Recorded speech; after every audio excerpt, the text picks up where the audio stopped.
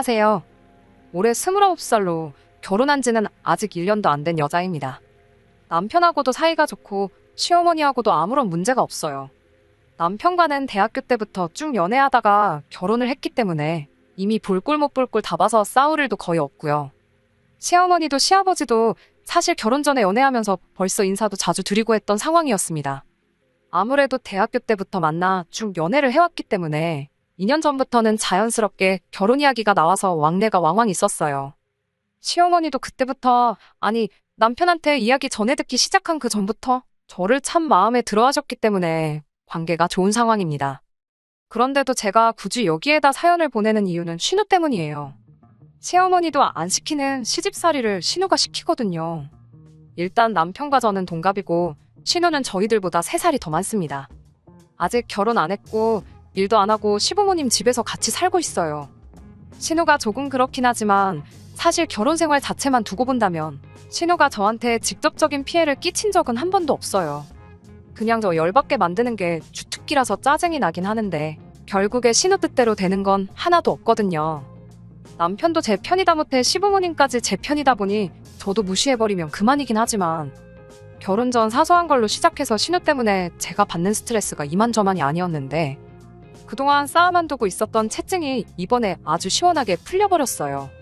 시어머니하고는 말씀드린 대로 결혼 전부터 왕래가 있었는데 신우는 그렇지 않았어요.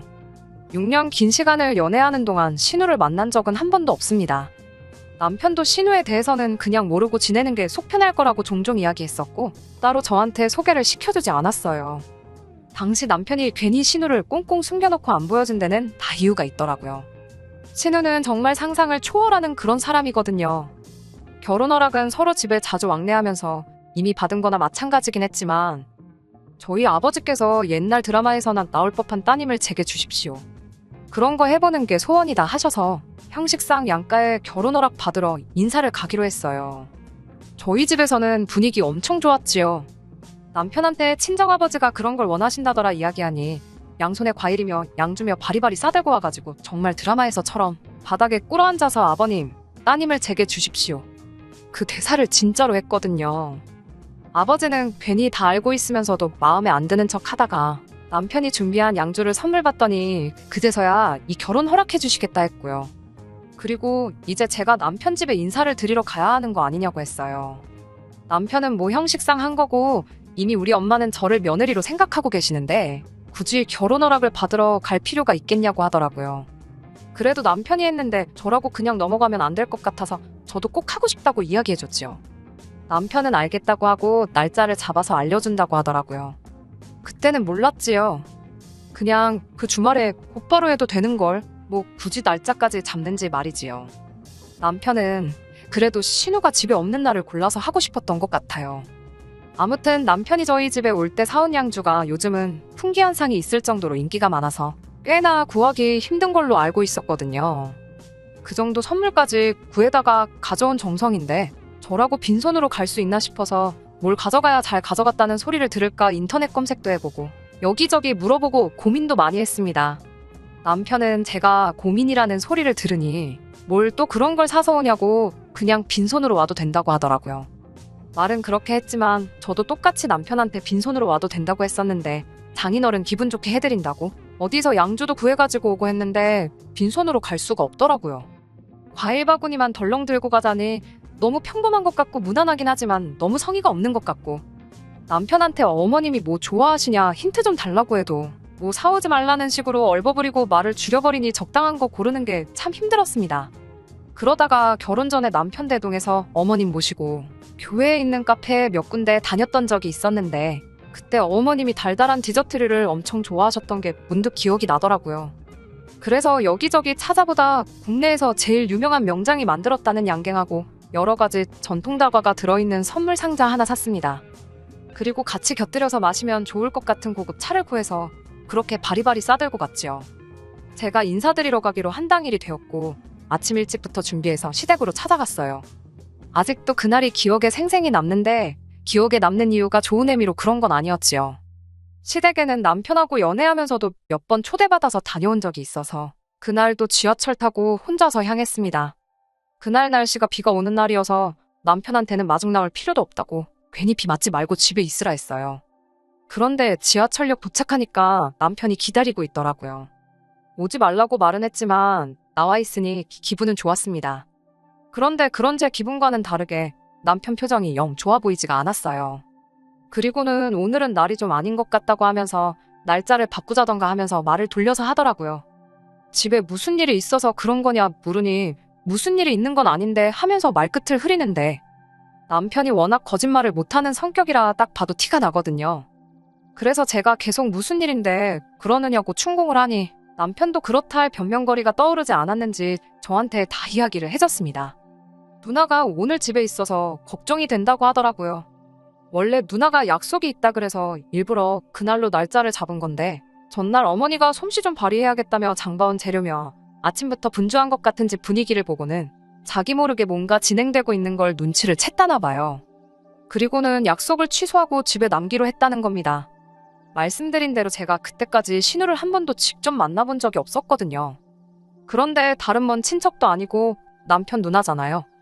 언제까지 안 보고 지낼 수 없는 사람이고 어차피 알게 될 거면 결혼식 하기 전에 보는 게 좋다고 생각은 하고 있었어요. 쇳불도 당김에 빼랬다고 그냥 그날 한꺼번에 만나면 좋겠다 싶어서 남자친구한테 내 성격 모르냐고 처음 보는 사람들하고 잘 친해지는 거 모르냐고 괜찮다고 이야기를 했지요. 남편은 네가 뭘 몰라서 그런다. 진짜 아닌 건 아닌 거다 하면서 자꾸 날짜를 조정하려고 하는 모습이 그때는 그냥 저랑 누나를 못 만나게 하려는 것처럼 보였고 왜 저러는가 싶었어요. 보통 신우랑 올케랑 사이가 안 좋으니까 그게 걱정돼서 그러는 건가 단순하게 생각했는데 신우를 직접 만나보니 딱 처음 만나자마자부터 남편이 왜 그랬었는지 이유를 한 번에 알겠더라고요. 시댁 문 열고 들어가니 현관문 앞에 신우가 서 있었어요. 어디 뭐라도 한번 걸려봐라 하는 표정으로 저를 위아래로 훑어보기 시작한 겁니다. 안녕하냐는 인사 한마디도 없었고 살쾡이 눈을 하고 저를 쳐다보는데 적잖이 당황스러웠습니다. 그러더니 또 말도 없이 성큼 다가와서는 제 손에 들려있던 쇼핑백을 낚아채더니 안에 있는 걸 주섬주섬 꺼내더군요.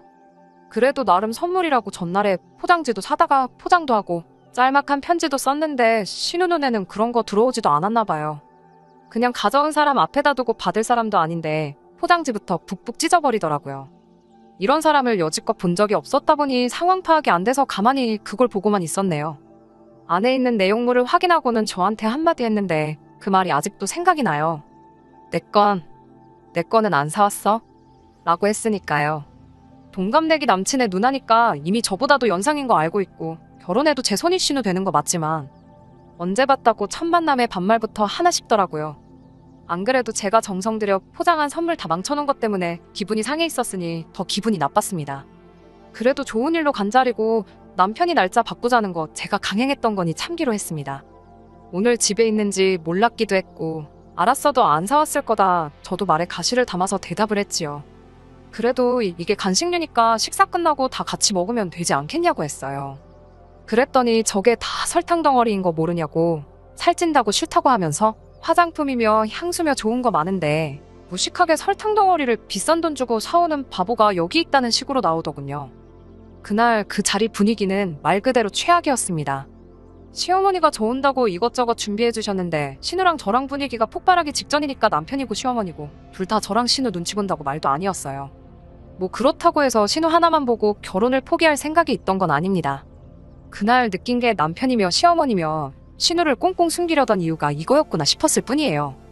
아니나 다를까 자리 끝나고 집에 돌아가는 길에 시어머니한테서 연락이 왔었습니다. 내 딸이.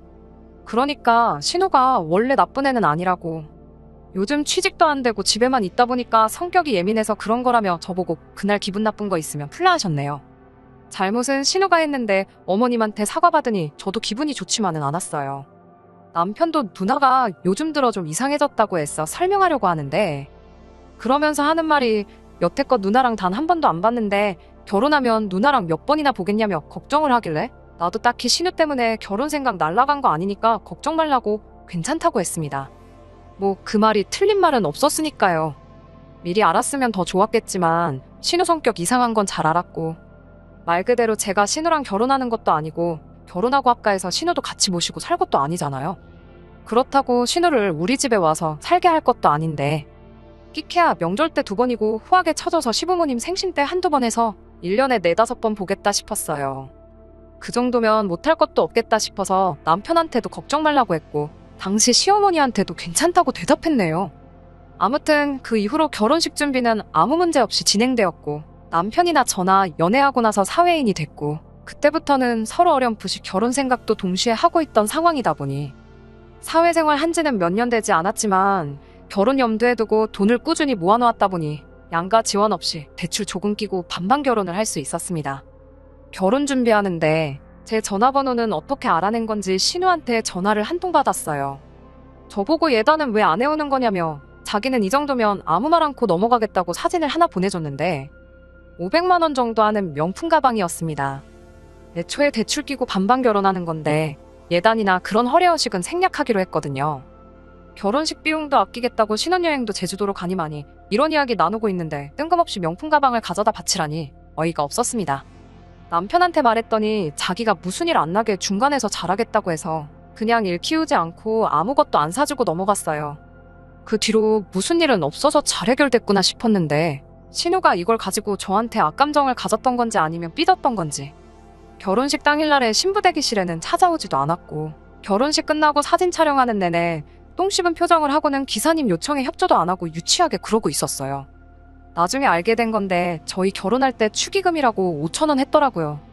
제 눈과 귀를 의심했어요.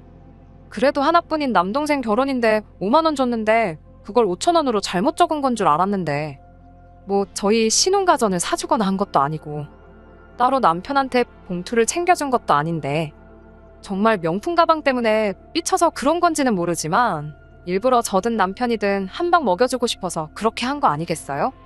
첫 만남부터도 충분히 느꼈지만 신우랑은 정말 가까워지기 어렵겠구나 하는 생각이 들었습니다.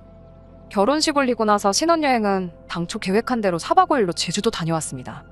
나중에 여유 생기면 해외여행 다녀오기로 하고요. 그리고 그 주말에 곧바로 신혼집 집들이를 했어요. 그런데 신우는 저희가 어떻게 하고 사는지 궁금하지도 않다고 해서 안 왔습니다. 그건 사실 좋았어요. 저도 사실 신우 보고 싶은 마음 하나도 없었는데 잘 됐던 거죠. 그 뒤로는 신우 볼 일이 딱히 없었어서 그냥 연애할 때 마냥 못 보듯이 안 보듯이 사는 거구나 역시 내 생각이 맞았다 생각을 했는데 그리고 얼마 전 일이었습니다. 주말에 아침 대바람부터 신우한테서 연락이 왔습니다. 오늘 저녁에 자기 친구들 데리고 올 테니 술상을 거하게 준비하라대요. 다른 사람이라면 당연히 장난치는 거겠구나 싶었겠는데 다른 사람도 아니고 신우가 저러니 진심으로 저러는 거구나 싶었어요. 그렇다고 제가 시킨다고 하는 사람은 아니지요. 곧바로 신우한테 다시 연락을 했어요. 술은 술집에서 드시라고. 공동주택인데 주말에 술판 벌여서 시끄럽게 떠드는 집 반가워하는 이웃 아무도 없고 내 집에서 형님 친구들이 술판을 벌이고 노는 것도 그리고 그 술상을 내가 차려야 할 이유도 모르겠다고 딱 잘라 거절했습니다. 그랬더니 신우가 한다는 소리가 동생이 어떻게 사는지 구경하고 싶어서 그러는 거라고 집들이 하는 거라고 생각하고 저보고 준비하라는 거예요. 저는 누군지 알지도 못하는 사람을 내 집에 들일 생각도 없고 집들이가 정하고 싶으면 저희가 정해주는 날에 친구분들 빼고 오시라 말하고 말았습니다. 그리고 주말이고 쉬고 싶은데 더 스트레스 받고 싶지도 않아서 핸드폰 뒤집어 놓고 오랜만에 밀린 집안일도 하고 독서도 하고 낮잠도 자고 평범한 주말같이 보내고 있었어요. 그런데 저녁이 되니 진짜로 신우가 친구들을 이끌고 왔더라고요. 막무가내로 들어오겠다 하는데 다행히 남편도 집에 있어서 잘 무마할 수 있었습니다. 끼리끼리 논다더니 신우 친구들도 신우 못지않아 보이더라고요. 아무리 그래도 그렇지 여기가 어디라고 따라와서 우리 집까지 들어오려고 행패를 부리는지. 솔직히 남편이 아니었으면 크게 싸웠을 거고 무시하고 집에 들어오려고 했으면 경찰까지 불렀을 거예요. 그날 남편한테도 이제는 더 못 참겠다고 신우고 뭐고 진짜 한 번만 더 그러면 나도 가만히 있지는 않겠다고 말했네요. 시어머니가 이 사실을 알게 되고 어떻게든 제 마음을 풀어주고 싶으셨나 봐요. 아버님 생신이 다가오니까 언제쯤 날 잡아서 같이 식사나 하자고 연락을 해오셨습니다. 저도 뭐 용가리 통뼈라고 사실 짜증이 심하게 났다 뿐이지 저한테 직접적으로 피해가 온 건 없었다 보니 저도 상황 봐서 신우랑은 풀어야겠다 생각하고 있었어요. 그래서 시어머니 주도로 얼마 전에 시댁에서 온 가족이 모이게 되었습니다. 조금 서둘러 오후 5시쯤 도착하니 시어머니가 음식 준비하신다고 한참이더라고요. 날씨 더운데 땀을 뻘뻘 흘리면서 불 앞에 계시길래 제가 신우는 뭐하냐고 물어봤어요. 시어머니가 쓴웃음을 짓더니 전날에 친구들 만나 술 먹고 들어와서는 아직도 꿈나라라고 하더라고요. 그래도 아버님 생신이라고 가족들 모이는데 어디 안 나가고 집에 붙어 있는 게 용했어요. 제가 요리를 잘하는 편이 아니다 보니 제가 뭘 돕는다고 해서 일이 빨리 끝날 건 아니지만 가만히 있기도 그렇고 뒷정리라도 붙어서 도와드리면 좋겠다 싶어서 앞치마 둘러매고 저도 주방에서 일을 도왔습니다. 6시 반쯤 돼서 준비가 다 끝났고 다들 식사하려고 식탁에 자리를 잡았죠. 신우는 빼고요. 남편이 누나 깨워서 오겠다고 방으로 들어가더니 남편만 혼자 나오더군요. 어머님이 네 누나는 하고 물어보셨는데 남편이 금방 나온다더라 하고 자리에 앉았습니다. 다 같이 신우 방문 쪽을 보고 있다가 아버님이 음식 식는다고 그냥 먹자고 해서 식사를 시작했어요. 막 식사를 시작하니 1분 정도 사이에 신우가 문 열고 나오더라고요. 전날 화장도 안 지운 채로 잠들었는지 머리는 죄다 뻗쳐서 몰골이 말이 아니었습니다. 그런데 식사하는 제 모습을 보더니 눈을 동그랗게 뜨고는 저보고 너는 세상에 며느리가 돼가지고 어른보다 먼저 밥을 먹고 있냐는 소리를 하는 겁니다. 뭔 소린가 싶더라고요. 지가 늦게까지 자다가 다른 사람들 식사까지 늦어지게 만든 건 생각도 안 하고 아버님이 식사 시작하자는 말에 저희도 다 같이 식사를 시작한 건데 어른보다 먼저 밥을 먹고 있냐고 묻는 소리부터 말이죠. 형님이 이 집에서 아버님보다 어른도 아니면서 왜 그러냐 신우한테 제가 한마디 했어요. 그리고 제가 이 집 며느리는 맞는데 어머님한테나 며느리지 형님한테는 그냥 올케라고요. 그것도 싫으면 그냥 이름을 불러달라 했더니 이번엔 어른 말에 또 말대꾸를 한다고 한마디 하는 겁니다. 제가 속이에다가 경을 읽지 신우랑 저렇게 또 열내서 뭐하나 싶어 포기하려는데 난데없이 딱 하는 소리가 나더라고요. 시어머니가 식사하던 숟가락으로 신우 맞박을 한 대 때린 거예요. 신우는 이마를 부여잡고 있고 시어머니는 매번 짓던 온화한 표정이 아니라 처음 보는 진짜 화난 모습처럼 보였습니다. 보자 하니까 아주 끝을 모른다고 하면서 이참에 아주 제대로 교육을 해주시겠다고 하더라고요. 신우는 이마를 부여잡고는 시어머니한테 무지막지하게 소리를 지르더군요. 엄마가 나한테 이럴 수 있냐? 엄마 때문에 내 인생 다 꼬여버린 건데 어떻게 나한테 이러냐 소리를 지르니. 시어머니도 그간 참은 게 많았다는 듯이 따따따 쏘아붙이시더라고요. 네가 노력 안 해서 대학도 못 간 거고 그나마 보내준 학교에서도 똑바로 안 해 취직도 못한 거 아니냐고. 학원을 보내줘도 안 가. 과외를 붙여줘도 공부를 안 해. 그 나이 먹도록 일도 안 하고 내 집에 얹혀 사는 것도 모자라서 이젠 나도 안 하는 며느리 시집살이를 네가 하고 있느냐고 쉬지 않고 쏘아붙이시는데 신우도 시어머니 그런 모습은 처음 봤는지 얼어붙어서 가만히 있더라고요. 시어머니가 잠깐 숨을 돌리더니 저한테 사과를 먼저 하셨어요. 이런 모습 보여주려고 부른 게 아닌데 미안하다고. 그리고 그동안 그냥 넘어가려고 했지만 당신이 신우 버릇을 더 나쁘게 만들고 있는 것 같다고. 이제는 그렇게 하지 않겠다 모두 앞에다 두고 선언을 하셨어요. 그리고 신우한테 당장 짐부터 싸라고 하더군요. 캥거루 새끼 마냥 품 안에 끼고 살고 있으니까 어른이 되지 못하고 그 모양 그 꼴 아니겠냐고요. 똑소리 나는 며느리 밥만 닮아보라고. 딱 이틀치 먹고 자고 할 돈만 챙겨줄 테니 그 이후부터는 알아서 살라고. 그리고 다시 당신들 앞에 당당한 딸이 됐다고 생각되면 그때 돼서 다시 집으로 들어오랍니다. 그리고 그렇게 신우는 식사하다 말고 그 길로 집에서 쫓겨났어요. 안 그래도 제가 신우를 벼르고 있던 상황에 생각지도 못한 일로 신우가 쫓겨나는 걸 보니 저도 어이가 없더군요. 시어머니는 못 볼 걸 보여서 미안하다 하고 아버님한테도 생일에 이렇게 되게 만들어서 미안하다 사과하셨습니다. 나중에 남편이 말해줘서 안 건데 신우가 원래 학창시절부터 공부랑은 취미도 없고 그랬다네요. 그래서 대학도 점수 되는 대로 지방에 있는 별 볼 일 없는 대학 나왔고 졸업 후에 신우도 취직을 도전했지만 당연히 그 학교에 그 점수로는 어디 취직도 할 수 없던 상황이었던 거죠. 그런데 신우는 그걸 두고 아들인 동생과 딸인 자기를 두고 차별했다. 지원을 안 해줬다는 식으로 시부모님을 탓했답니다. 그래도 뒤늦게 정신 차려서 졸업 앞두고 바짝 준비를 했나 본데 물론 학원 같은 거 다닌 것도 다 시부모님 돈으로 다녔고요. 아무튼 그렇게 열심히 준비했는데 엄청 가고 싶어 하던 회사의 서류도 통과하지 못해서 그때부터 신우의 히스테리가 시작된 거였대요. 그런데 강하게 나가면 신우가 혹시나 해코지라도 하지 않을까 싶어서 그냥 오냐오냐 해줬다고. 그렇게 세월 지나니 누나가 어머니한테는 아픈 손가락처럼 돼버려서 그랬던 거라 하더군요. 뭐 그 이야기 들었다고 해서 제가 신우를 이해해줘야 할 필요는 없는 거라 생각하고 그냥 그렇구나 하고 말았습니다. 다만 요즘 신우한테 연락이 부쩍 늘었어요. 집에서 쫓겨날 때 시어머니가 전화 동생, 그러니까 남편한테서 이제 신우가 정신 차린 것 같다는 이야기 들으면 그때 집에 다시 받아주기로 했다고 하더라고요. 그래서 매일같이 연락이 옵니다. 자기 이제 정신 차렸고 저한테도 번거롭게 안 굴겠다고. 그러니까 시어머니한테 잘 좀 말해달라고. 그래야 자기가 다시 집에 들어가서 살 수 있다고 말이에요. 시어머니한테는 신우가 정신 차린 것 같다고 연락드릴 생각이에요. 하지만 그게 지금은 아닌 것 같고 못해도 아르바이트라도 좋으니 일자리부터 구하면 그때 가서 연락드릴 생각입니다. 그때까지 신우는 고생 좀 해봐야 할 것 같네요. 언제까지 부모님 품에서 지낼 수 없다는 것도 깨닫고 스스로 독립하는 법 좀 배웠으면 좋겠습니다. 끝까지 들어주셔서 감사합니다. 오늘의 사연은 여기까지입니다. 구독과 좋아요, 알람 설정 부탁드리고 더 좋은 사연으로 다시 찾아뵙겠습니다. 감사합니다. 신바람 사연 아파트, 오늘의 사연 시작하겠습니다. 안녕하세요. 반반 결혼하기로 하고 결혼 준비 시작하자마자 파혼해버린 29살 여자입니다. 파혼한 남자친구는 저보다 3살이 많아요. 각자 비슷한 업종에 종사하고 있고 그러다 보니 서로 통하는 게 많아 연애를 시작하게 되었습니다. 1년 반의 연애 끝에 청혼을 받아 결혼하게 되었어요. 결혼 이야기 나오고 서로의 재정 상황에 대해 이야기를 나누다가 서로 모아놓은 돈의 액수가 비슷한 것을 알게 되었습니다. 사실 그 금액이 많지는 않아요. 남자친구 5천, 저 6,500이었습니다. 굳이 따지고 든다면 제가 1,500만 원 더 해가는 거긴 하지만 그래도 그동안 데이트 비용 중에 남자친구가 더 냈던 부분도 있고 중고차긴 하지만 남자친구는 자동차도 가지고 있는 데다 저랑 놀러 다니면서 감가도 조금 되었을 테니 그 부분에 대해선 따로 짚고 넘어가지 않기로 했어요. 남자친구가 가져오는 돈에 자동차를 재산으로 포함하기로 했고 제 돈으로는 결혼식 비용과 혼수를 부담하기로 했습니다.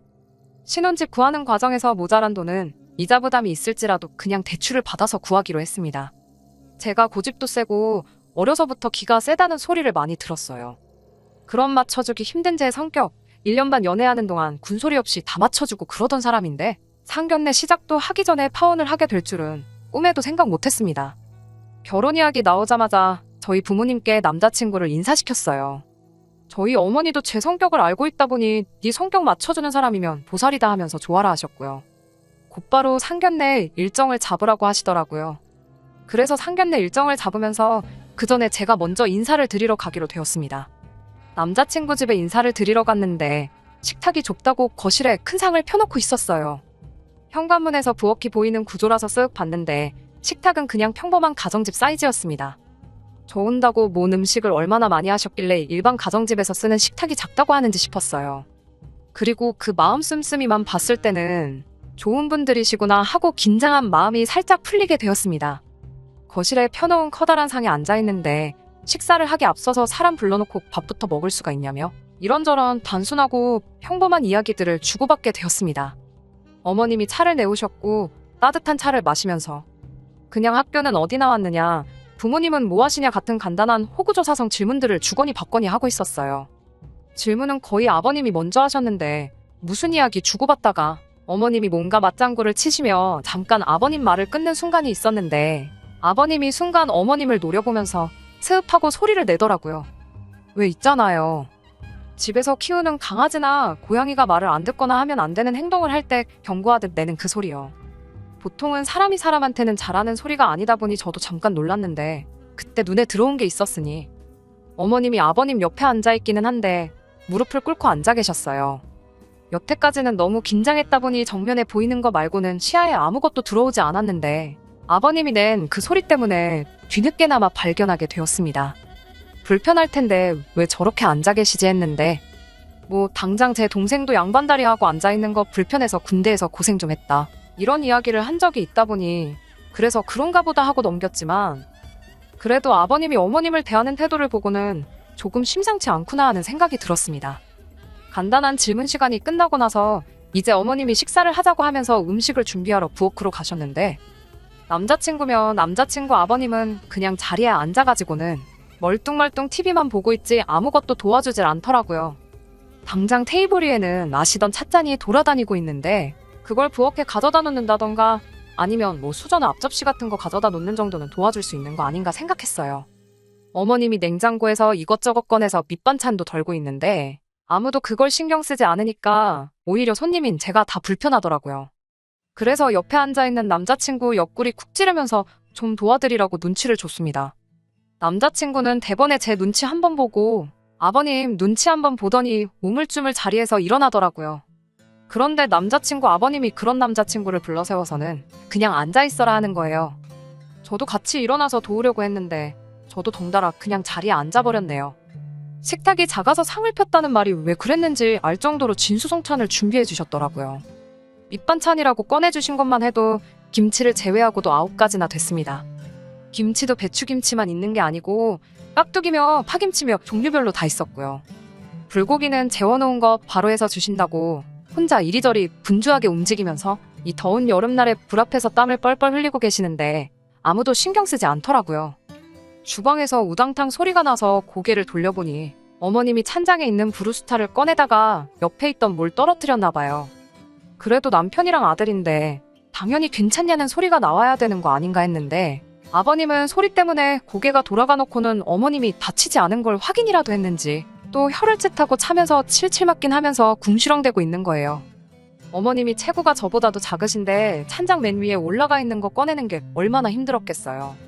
집에 남자라고 2명이 있는데 도와주기는커녕 엉덩이랑 바닥이랑 하나가 된 건지 일어날 생각도 없어 보이고 차라리 뭐 저한테 할 질문이 남았거나 해서 저한테 뭐를 더 물어보고 있거나 했으면 그러려니 했겠는데 딱히 저한테 무슨 질문을 하는 것도 아니고 그냥 TV 화면만 보고 음식 차려지길 기다리고 있는 게 조금 보기 그랬습니다.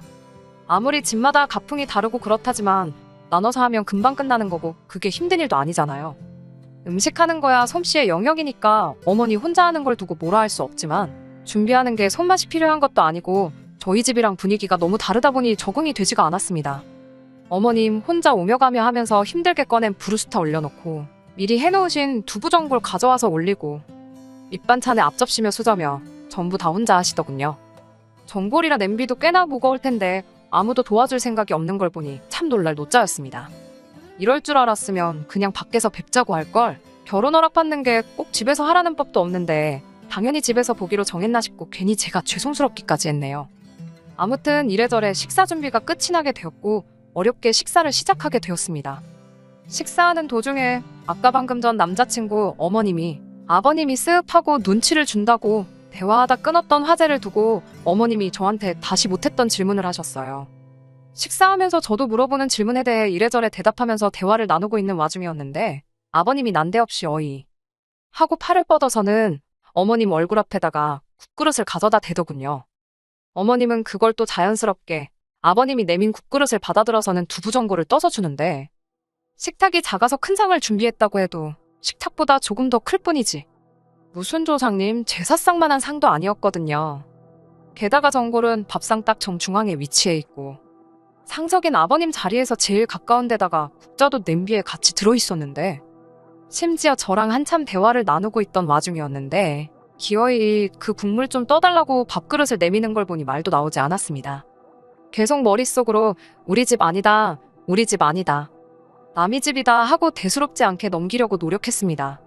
제가 뭐라도 된다고 솔직히 밑반찬 9가지에 전골에 불고기까지 솔직히 준비하는 거 보통 정성이 아니잖아요. 식사 준비할 때 꼼짝도 않는 걸 봐선 저거 준비하는 동안 안 도와줬을 거 안 봐도 뻔했는데 국이 싱겁니 불고기가 짜니 불만은 또 어찌 그리 많은지 여태까지 꼬라지를 보면 당연한 소리겠지만 식사가 끝나고 나서도 남자친구나 남자친구 아버님은 엉덩이를 바닥에 접착제라도 붙여놓았는지 꿈쩍도 않고 멀뚱멀뚱 앉아 있었습니다. 제가 먹은 그릇 정도는 제가 직접 치워도 되지 않겠나 싶어서 먹은 그릇 모아서 싱크대에 가져다 놓는데 한참 정리하느라 바쁜 어머님한테 남자친구가 또 한마디 하더군요. 엄마, 나 물 줘. 하면서 물을 찾는 겁니다. 어머님이 물을 어디 숨바꼭질 한다고 숨겨둔 것도 아니고 버젓이 정수기에 컵만 가져다 대면 나오는 걸 가지고 자리에 앉아서 꿈쩍도 안 하면서 어머님한테 그걸 시키는 거예요. 어머님은 또 대수롭지 않게 컵에 물 받아서 남자친구 가져다 주고요. 밥상 정리도 끝나지 않았는데 남자친구 아버님이 밥 다 먹었으니 과일 좀 깎아서 내오라고 명령조로 말하는데 어머님은 거기다 대고 내내하고 대답하더니 밥상 정리 다 하고 또 거기서 과일을 준비하기 시작하더라고요. 과일 준비하고 나서 남자친구 어머님은 혼자 식탁에 앉아가지고 그제서야 숨 좀 돌리시는 건가 싶었는데 과일 껍질 벗겨내고 붙어있는 자투리를 살살 발라내서 그걸 드시고 있는 겁니다. 멀쩡한 것들은 이미 남자친구랑 아버님한테 가 있고요. 가부장적인 집에서 얼마나 힘든 삶을 살아오셨나 싶어서 제가 어머님한테 힘드시죠 하고 물었어요. 그런데 여태까지 남자친구 아버님이 부리는 갑질에도 대꾸 한마디 없으시던 분이 표정이 바뀌시더니 이게 힘들긴 뭐가 힘드냐고 하는 겁니다. 이게 다 내조라고 하면서 여자가 잘해야지 집안이 기강이 서는 거라고 하면서 행여나 우리 아들하고 결혼하면 우리 아들한테 집안일 시킬 생각은 하지 말라고 하더군요. 여자는 모름지기 살림에 충실해야 한다고 나가서 돈 얼마 벌어와봤자 어차피 애 낳고 나면 애 키워야지 않겠냐고 괜히 그 몇 푼 안 되는 돈 벌겠다고 나대봐야 가정이 잘 돌아가지 못한다고 저한테 엄중한 경고를 하는 겁니다. 당신 오늘 하는 거 다 받지 않느냐고. 앞으로 살면서 감정 상할 일이 한두 가지가 아닌데 다툴 일이 생겨도 남자가 져주는 것보다 여자가 져주는 게 더 쉽다니. 가정이 화목하려면 여자는 필요할 때면 벙어리로 살고 장님으로 살고 그래야 한다는 거예요. 몇 시간도 안 되는 시간 있으면서 가부장적인 남자친구 집에서 어머님 혼자 고생하시는구나 생각할 필요조차 없었던 겁니다. 남자친구 어머니는 이미 종로를 식모노릇 하면서 사는 삶이 당연하다고 납득하고 살고 있는 듯 했고 나아가서는 그런 삶을 저도 당연히 살아야 된다는 식으로 강요하기까지 시작한 거예요. 아들 자식이나 남편인 아버님한테는 찍소리도 못하고 국 떠달라면 국 떠주고 물 떠줘오라면 물 떠다 주고 하시던 분이 그래도 얼마 뒤에는 며느리가 된다고 저한테는 구구절절 이런저런 소리를 다 하더군요. 결혼하면 하루빨리 직장 그만둘 생각하고 아들 내조할 생각부터 해라. 내가 입맛이 까다로워서 밥도 같이 한 거 아니면 안 먹으니 혼수로 밥솥은 살 필요 없겠다 하면서 반찬도 이것저것 많이 해주신 게 저 먹으라고 해준 게 아니고 솜씨 자랑하려고 해줬던 것도 아니었어요. 오늘 먹은 것들이 다 우리 아들이 잘 먹고 좋아하는 반찬들이라고. 국은 아무거나 해줘도 다 잘 먹으니 식사 때는 꼭 국 하나에 반찬 3개씩은 해서 챙겨주라는데 솔직히 너무 당황스러워서 대답도 나오지가 않더라고요. 그리고 그때 이 집구석에 며느리로 들어오는 게 내 창창한 팔자를 내 손으로 다시는 풀을 수도 없게 꼬아버리는 거라는 확신이 들었습니다. 그냥 이 지옥 같은 시간이 빨리 가면 좋겠다고 마음속으로 기도만 하고 있었습니다. 결혼하면 남편 하나만 바라보고 살아야 되는 거라고 앞으로 친구도 만나지 말고 남편 부담스럽지 않게 친정과도 연락을 줄이라는 말에도 영혼 없이 대답만 하면서 넘기고 있었는데 당신 힘들게 살아온 종로로 식모살이를 그대로 저한테 대물림을 시켜주려는 건지 이야기가 끝나지 않았어요. 듣다가 결혼하면 이제 시댁 식구가 되는 거니 되도록 친정 멀리하고 죽어서도 시댁 귀신이 돼야 한다는 이야기가 나왔을 때 결국 터져버려서 자리 박차고 일어나서 그냥 이 결혼은 못하겠다 말하고 황급히 남자친구 집에서 뛰쳐나왔습니다. 그래도 어른들 계시는 자리라고 어떻게든 그 자리에 붙어있으려고 노력했는데 계속 내내거리고 대답만 해봐야 저만 계속 우습게 보이겠거니 싶더라고요. 그래도 남자친구라고 제가 갑자기 폭발해서 뛰쳐나가니 갑자기 왜 그러냐며 저를 잡으러 오더군요. 그걸 말해줘야 아느냐고 말했는데 남자친구는 말 안 해주면 자기가 어떻게 아냐며 되려 성질을 부리네요. 진짜 몰라서 그러는 것 같아서 남자를 무슨 안을 모시듯이 떠받드는 집에서 자란 외동아들하고 결혼하는 건 아무래도 아닌 것 같다고 딱 잘라서 이야기를 하니 남자친구는 뭘 그런 걸 가지고 그러냐며 대수롭지 않게 넘기려고 하더군요. 아버지가 좀 보수적이고 찔러도 피 한 방울 나지 않을 것 같은 건 자기도 알고 있다고 하더군요. 하지만 글쎄요. 처음에는 아버님이 너무하긴 했지요. 그런데 제가 아버님하고 결혼하는 게 아니잖아요. 집안 분위기가 보수적이고 가부장적이고 솔직히 제가 남자친구 부모님 모시고 살 것도 아니니까요. 그리고 남자친구한테 어머님이랑 단둘이서 아주 잠깐 동안 사이에 나눈 이야기 때문에 이 결혼 못하겠다고 결정한 거라 말했습니다. 당신 어머니처럼 살고 싶은 생각은 눈꽃만치도 없다고. 식모살이 대물림 받는 게 뭐 좋은 거라고 꾸역꾸역 결혼해서 내 팔자 내가 꼬아버리겠냐고 말했어요. 그러니 남자친구가 한숨을 땅이 꺼져라 푹 쉬면서 한다는 소리가 아주 가관이더군요. 지금이야 그렇게 사는 인생이 싫겠지만 어차피 결혼하고 그러면 당연히 우리 사이에 아이가 생기지 않겠냐고. 아이 생기면 자동적으로 그렇게 될 거랍니다. 애는 엄마가 키워야 하니 그때 가서는 회사도 그만둬야 할 텐데 지금은 우리 엄마가 한 말이 이해가 안 되고 납득할 수 없겠지만 나중 가면 그게 당연한 거라고 하더군요. 어차피 전업주부가 되면 너가 다 해야 할 일들이고 틀린 말이 하나 없는데 뭐가 문제냐는 겁니다. 그리고 자기는 아버지랑 달라서 집안일 하는 것도 좋아하고 힘든 것들은 다 도와줄 거라고 하더니 너 전업이 뭔 말인지는 알지? 라고 재차 저에게 확인을 하듯 질문을 던지더군요. 어차피 애 태어나고 집에 있게 되면 너가 도맡아 할 일이고 애 키우면서 살림하고 바쁘면 친정에도 자주 못 가고 그렇게 되는 거라고. 그냥 어머니가 옛날 분이라서 시댁 귀신 어쩌고 하면서 말을 겁주듯이 한 거지. 그렇게 되는 게 자연스러운 일이라고 혼자 또 강연하듯 나불대고 있는데 너무 어이가 없어서 나불대는 주둥이를 손바닥으로 한 대 후려쳐버렸네요. 애는 뭐 엄마 혼자 만드냐고. 아이가 엄마 품에서 크는 것도 맞지만 아빠 품은 없이 키울 거냐. 부모 품에서 크는 게 자식이지 않냐고 한마디 해줬네요. 전업주부 하는데 나는 전업주부 할 생각도 없고 내 경력 유지할 거라고. 그리고 애초에 우리 꼴랑 1억 가지고 시작하는 거나 마찬가지인데 어디 뭐 반지하에서부터 시작하려고 그러는 거냐고 했습니다. 네 월급 외벌이로 대출이자의 생활비며 네 말대로 곧 태어난다는 자식들 교육비에 우리 노후까지 감당이나 되겠냐고 했어요. 대출이자의 생활비만 해도 모자랄 월급 가지고 전업주부니 뭐니 떠들지 말고 당장 주제 파악부터 하라고 했네요.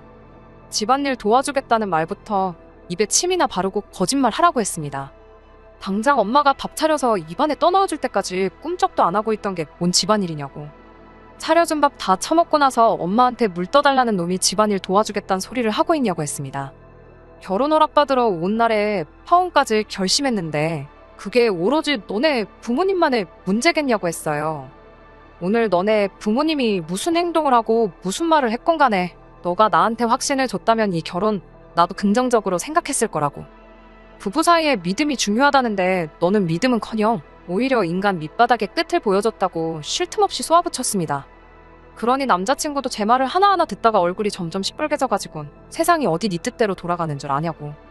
예로부터 남자가 돈 벌어오면 여자가 살림하고 애 키우고 하는 게 세상의 이치라고. 너야말로 주제 파악 못하고 생각머리 고치지 않으면 평생 결혼은 물 건너간 거라고 저한테 악담을 퍼붓더군요. 누가 할 소리를 하고 있냐고 어디 한번 평생에 걸쳐서 찾아보라고 했습니다. 시어머니한테 바톤 넘겨받아서 아들 밥 챙겨주고 뒷바라지 해주려고. 자기 인생 던져버리고 너한테 시집을 여자가 어디 있겠냐고요. 제 뒤로 뭐라뭐라 혼자 떠들던 남자친구 뒤로 한 채 저는 그냥 집으로 돌아왔습니다. 집에 돌아오니 어땠냐고 어머니가 궁금해하시길래 그냥 그날 있었던 일 하나도 빠짐없이 싹 다 이야기해줬어요. 어머니는 놀라서 말도 잇지 못하고 헛웃음만 지으시더라고요. 요즘 세상에도 그런 집이 있냐고. 어머니도 평생을 살면서 그런 사람들은 처음 봤다고 하시더라고요. 그나마 다행인 건 결혼 준비가 더 진행되기 전에 미리 알고 파혼하게 돼서 다행이라고 조상신이 도왔다고 하시네요. 정말 조상신이 도와준 건지는 모르겠지만 어쨌든 딱 봐도 이게 똥인지 된장인지 확실하게 구분이 되는 상황에서 굳이 찍어 먹어보지 않고 빠른 결정 내리길 잘했다는 생각이 듭니다. 저녁 돼서 남자친구한테 바로 문자가 왔는데 뭐 자기가 잘하겠다는 말만 하지 구체적으로 어떻게 하겠다는 말은 하나도 없었거든요. 잘한다는 말 믿고 결혼했다가 평생 후회할 일 있냐고 앞으로 볼 일 없으니까 구질구질하게 연락하지 말라고 했어요. 거기서 전화 끊고 딱 쿨하게 끝냈으면 좋으련만 제가 구질구질이란 단어를 꺼냈다고 걸고 넘어지면서 성질을 부리길래 지금 누가 누구한테 성질을 부리는 거냐고. 그 나이에 여태껏 모은 전재산 5천만 원 가지고 어디 한번 평생 조선시대 방불케 하는 꽉 막힌 집구석에서 오매불망 남편 퇴근만을 기다리며 밥 해주고 뒷바라지 해주고 하늘처럼 떠받들어줄 그런 사람 실컷 찾아보라고 속 시원하게 한마디 해줬습니다. 나는 나대로 내 인생 살 테니까 신경 끄고 잘 살라고요. 그래도 속에 있던 말 남김없이 싹 다 내질러버려서 후회는 없습니다. 아직도 누가 파혼에 대해 저에게 물어본다면 속 시원하게 한 점 후회도 남지 않는다고 자신있게 대답해 줄 수 있을 것 같네요. 끝까지 들어주셔서 감사합니다. 오늘의 사연은 여기까지입니다. 구독과 좋아요, 알람 설정 부탁드리고 더 좋은 사연으로 다시 찾아뵙겠습니다. 감사합니다.